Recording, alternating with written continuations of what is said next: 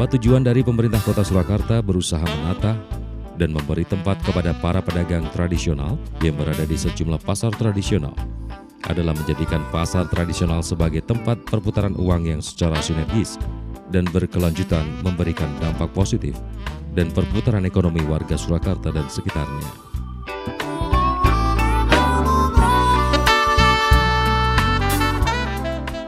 Selain itu, dari perputaran ekonomi yang ada dapat memberikan retribusi kepada pemerintah daerah, terutama Kota Surakarta. Ada 44 pasar tradisional di Kota Surakarta, di antaranya Pasar Gede dan Pasar Gading.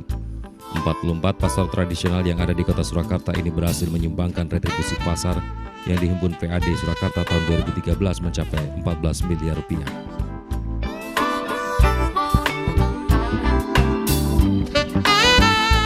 Perdagangan itu salah satu wujudkan yaitu program wareg tadi, sehingga masyarakat diharapkan dengan perdagangan yang dinamis itu tadi, masyarakat Kota Surakarta dapat memenuhi kebutuhan hidupnya dengan layak dan wajar.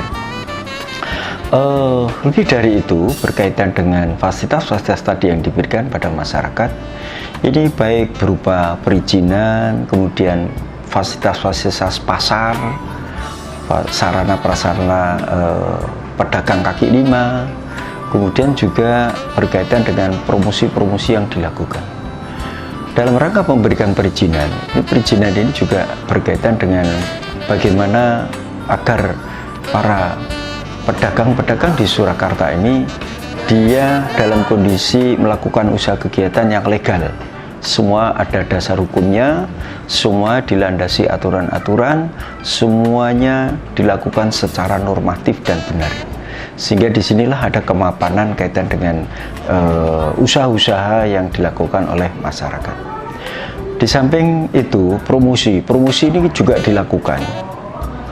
Ini dalam rangka untuk mengenalkan produk-produk yang telah dihasilkan masyarakat atau dihasilkan oleh para produsen, sehingga hal ini bisa diketahui oleh masyarakat luas, baik masyarakat dalam kota, luar kota, bahkan sampai ke tingkat nasional bahkan internasional.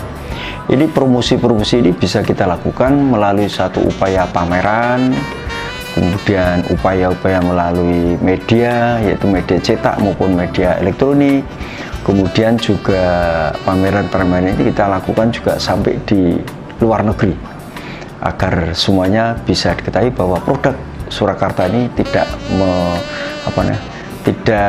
ketinggalan gitu.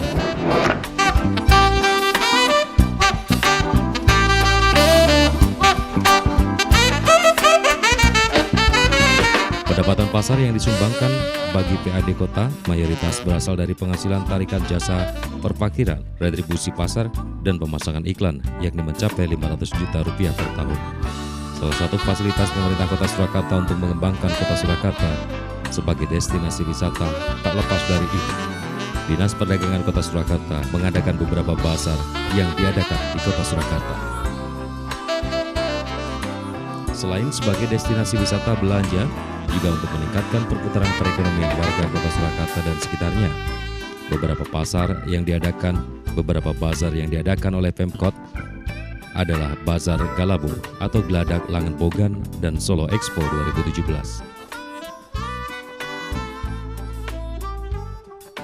Apa yang diharapkan kaitan dengan capaian kinerja daripada kita melayani ini tidak lain ya tadi, apa yang diproduk oleh masyarakat Solo bisa diketahui dan dikenal, bahkan kita pun juga akan senantiasa meningkatkan kualitas daripada apa yang kita produk.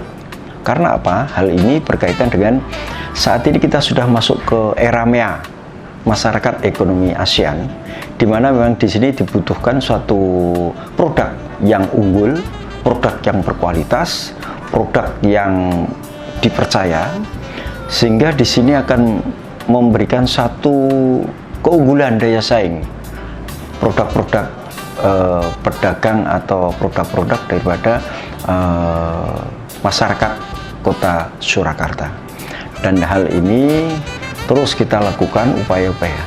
Dan bagaimana untuk mencapai itu agar para pedagang, agar para produsen UMKM yang ada di Kota Surakarta ini bisa berhasil dengan baik, kita memberikan satu pembelajaran, yaitu melalui pendidikan dan pelatihan.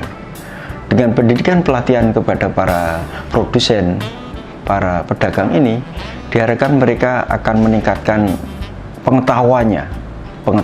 Dengan meningkatkan pengetahuannya, keterampilannya, sehingga dia bisa untuk terus mengembangkan apa yang menjadi harapan-harapan masyarakat luas kaitan dengan produk-produk yang berkualitas. Dan ini telah terus kita lakukan upaya-upaya demikian ini, baik melalui pelatihan-pelatihan yang sifatnya kita dengan pelatihan-pelatihan kelas, pelatihan-pelatihan di lapangan, pelatihan-pelatihan dengan diskusi, ini terus kita lakukan kepada para pedagang. Nah, pelatihan-pelatihan ini juga menyangkut kaitan dengan misalkan untuk pelatihan cara mengemas barang dagangan yang baik, yang menarik, yang memberikan satu nilai tambah. Kemudian pelatihan-pelatihan kaitan dengan bagaimana menghasilkan satu kualitas produk yang mempunyai kualitas yang baik, juga punya daya saing, serta juga pelatihan-pelatihan kaitan dengan ini bagaimana untuk melakukan suatu persiapan sebagai eksportir, sehingga dengan pelatihan-pelatihan, baik pelatihan keterampilan cara memproduksi, keterampilan cara melayani, pelatihan cara memanage keuangan, pelatihan packaging barang produk, kemudian pelatihan untuk menjadi pengusaha ekspor, ini kita lakukan terus-menerus, sehingga harapannya di era globalisasi atau kita di ASEAN ini ada MEA, ini para pedagang-pedagang Kota Solo sudah tidak ketinggalan dengan kondisi perkembangan zamannya.